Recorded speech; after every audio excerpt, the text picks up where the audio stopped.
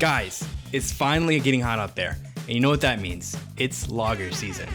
And for some reason, my current obsession seems to be Mexican lagers. They of course go great with burritos, and to cool your mouth down after you take that extra risk at the salsa bar. But to me, they are the quintessential summer beer. So I decided to brew one up for myself, but not that fizzy yellow stuff that you're thinking. I'm talking about the darker Munich Dunkel style Mexican lagers. You know, the Modelo Negras of the world. But to take it a step even further, I'm going to infuse limes directly into the beer so that you don't have to squeeze any when serving. It's already citrusified for your tasting pleasure. Let's get into it. This isn't a direct clone of Modelo Negra, but it's my version inspired by it. And having never brewed this before, I definitely have some changes that I'd want to make, but I'll save that for the end. But if you want to follow along, I'll leave the recipe in the description.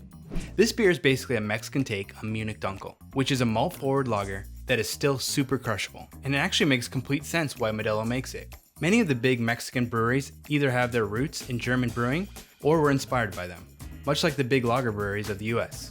But typically, what makes a Mexican lager Mexican is the use of corn or maize. So for my recipe, I'm using 9% Flaked Maize in addition to some base malts, 71% Pilsner, and 18% Vienna for some added character and color. Finally, I'll be adding in 2% Chocolate Malt to boost the color of the beer to a darker amber, but more on that later.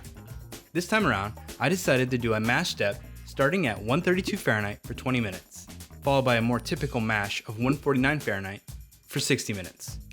The first step is considered a protein rest, which can have several benefits for the beer. It's said to improve clarity by breaking down haze-causing proteins. It can also produce amino acids that help with fermentation nutrition, as well as aid in head retention, as long as you don't overdo the protein rest.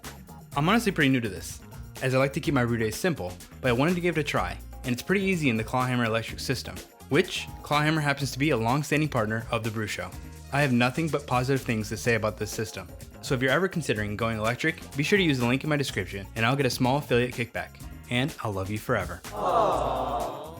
Once the step mashes were done, I heated up to a boil, and then added the first hop, 1 ounce of Hallertau Mittelfruit, for a 60-minute boil. This will give us most of the bitterness. This is a classic German lager hop, and only makes sense to use here.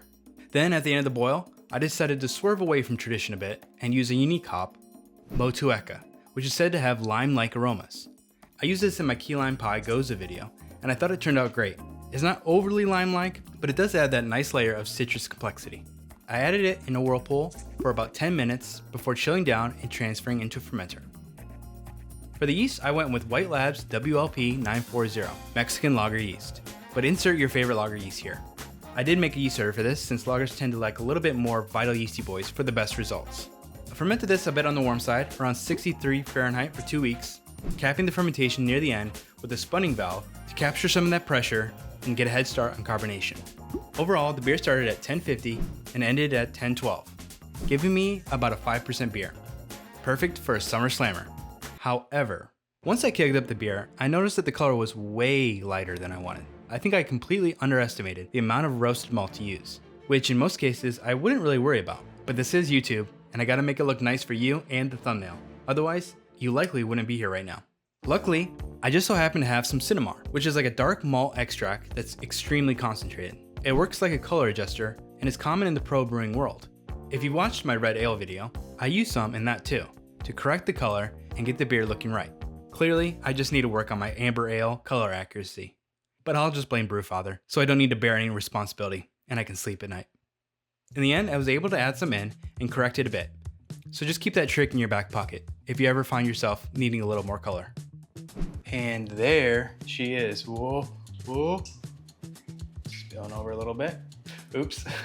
Well, it's not quite the exact same color as Modelo Negra, but it is good enough for me. And if you wanted, you could totally stop here, but this is TheBruSho after all, so we're gonna have to kick it up a little notch and add some lime right into the beer. Now, if you wanted to, you could do like I did in the key lime pie beer and add the zest into the end of the boil. And I thought that worked fantastic. But today I'm gonna do it kind of the lazy way. I'll just grab some limes and zest them into a sanitized mesh bag along with the juice of each lime. In total, I used 3 limes. I'm not too worried about it reacting weird with the beer or being in the keg for too long. I'll be sure to finish this beer up fast because boy, is this one good.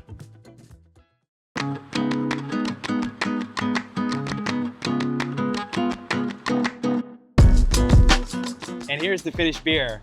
And of course, it is the first day of summer, so I thought, why not come out to the beach and enjoy this summer sipper on the beach? So let's give it a try and see what it's like. So it has completely transformed from when I added the lime in. It's kind of given this beer like a whole new life. If you're the kind of person that always squeezes a little lime into their Mexican lager, then adding the zest in like I did is absolutely the way to go. But of course it was great just as is before the lime. But this turned out really good, and it is like the perfect summer beer. The flavor of the beer still comes through. It still has that great malty backbone, but it doesn't linger too long. It washes away very quickly, giving you a clean finish. And this has been lagering for about a month, so not as clear as I would hope for, but still looks really good. The big difference I would say that I noticed from Modelo, the head on this beer just stays a lot longer than the Modelo. But yeah, I'm stoked to have this on tap, especially now that summer's here and the warm weather is ahead of us. I'll definitely be bringing a lot of this to the beach to enjoy this summer. But if you're in need for more summer beer recipes, then check out this playlist where I have a bunch of great summer beers for you to try. Cheers and happy brewing.